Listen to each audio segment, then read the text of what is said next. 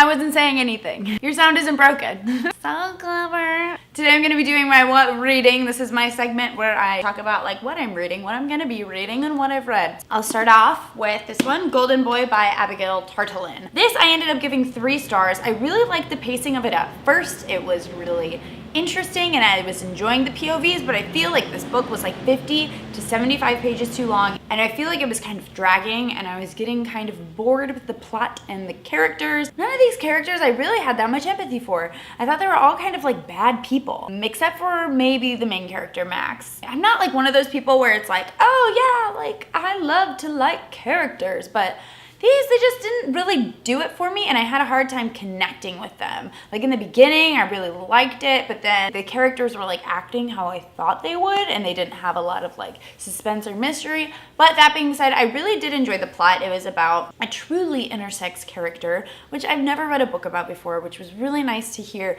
that side of perspective. And there was like a doctor perspective, kind of giving some like scientific explanations of the anatomy and the chromosomes and the genetics involved. And it was just, all in all, it was a pretty interesting read. I just wish that it was shorter and well paced. I'm finding that it's such a pet peeve of mine if a book isn't well paced. I read this. I thought this was awesome. The Hate You Give, I gave it 5 stars. I loved it. I loved the pacing of this book. I thought it was really interesting. I cared about the characters, and you could tell that Angie Thomas really cared about all of her characters were really written with compassion. And I also liked how she went through things that authors might have stayed away from. Her dad was a gang member, and then when they needed protection, they had a gang protect them, but they displayed it in a manner that you understood what was happening. This family had an issue with police officers, even though her uncle was a police officer, but they just didn't feel like protected by them, so they got gang protection. And I thought that was like a really risky thing to put in, but I really liked it. And I also really liked how she had a private school in there, 2 other black people in her class, and like I went to a school like that and it was shit. And then I went to another one and I realized, wow, like gotta get out of the bubble. It's a really dangerous place to be. It's really cool that they talked about the bubble too, that yes, a lot of white people live in. Yeah, it was great. It was very bold. It was very heartbreaking. I think I had teared up a couple times. It is worth all the hype. I really enjoyed it. 5 stars. And then lucky me, I went into another 5-star read, Big Little Lies by Leanne Moriarty. This was great. I absolutely love this. It was so well paced and I loved the characters. They were so juicy and I did not expect the ending to happen. Did not see that coming. I never see endings coming. I think I want to read more thrillers because I'm such a like naive reader. Like I'm like, oh my God, I didn't think that would happen. Well, of course not. Like you never think anything would happen. Like you always go with the most obvious pick. Like I'm the reader when like the writer's writing, like I want the reader to think this. Like that is exactly what I'm thinking. I'm just really basic reader, I think. But like reading this, one of my friends was telling me like, oh my God, I felt so basic reading this. And yeah, like you might feel really basic reading this, but it's a really well written book and it's a really good plot line, and at the end, it's the ending's really gratifying. There's a HBO series. I started watching it, and it's not as interesting. It's okay.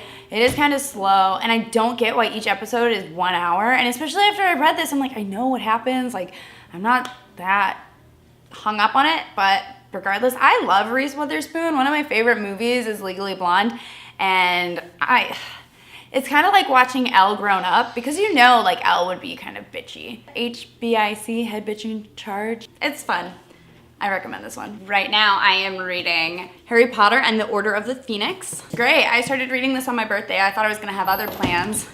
Very, very grand plans of going to Costco. I made some pages in this. I don't really even know where I'm at. 130, 120. I didn't get to read it yesterday. Had to shoot a wedding, but I am enjoying this, and people say that Harry is angsty here, and oh yeah, you can just look at like all the amount of like caps and you're like, oh yeah, Harry is very angsty in this.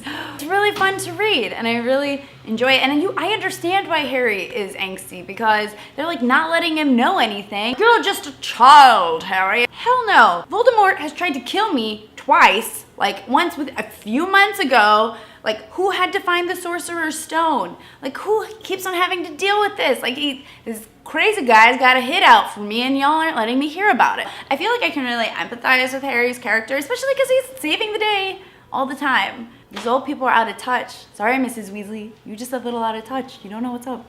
On to my TBR. Things They Carried by Tim O'Brien. This is part of my BookTube Recommends series. So I'm gonna read this. I've heard it's really great. Javier B recommended it to me, so I'm gonna get to that. And then my book club pick, Banana no Yoshimoto Kitchen. I was looking at my Goodreads and like they are recommending so much Banana Yoshimoto for me, and I've actually had this one for about a month, but I just haven't picked it up yet. So I'm really excited to read this and have everybody else in my book club read it because I'm hosting, which means I get to pick the book. So hey. All Grown Up by Jamie Attenberg. This is about a childless woman in New York City living the dream or whatever. I'm not expecting a lot of substance of this, but that's okay. I think it'll just be like a really easy, kind of like dreamy read, like, oh, living rich in New York City and being career focused, ha! Donna Tartt, The Secret History. I am going on a road trip. Secret History, I've been meaning to get to this forever because Donna Tartt is one of my favorite authors. Just honestly, like,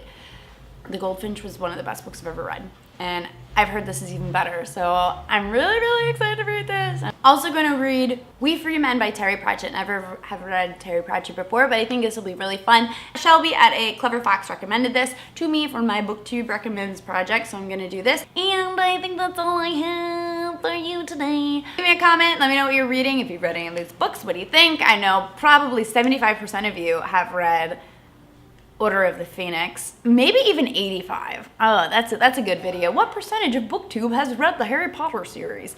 What percentage do you think has read the complete series of Harry Potter? Let me know that in the comments and subscribe if you haven't already, and I will see you next time. Bye! I also think about the fall of capitalism too. Probably, yeah. I think about the fall of capitalism. Adios.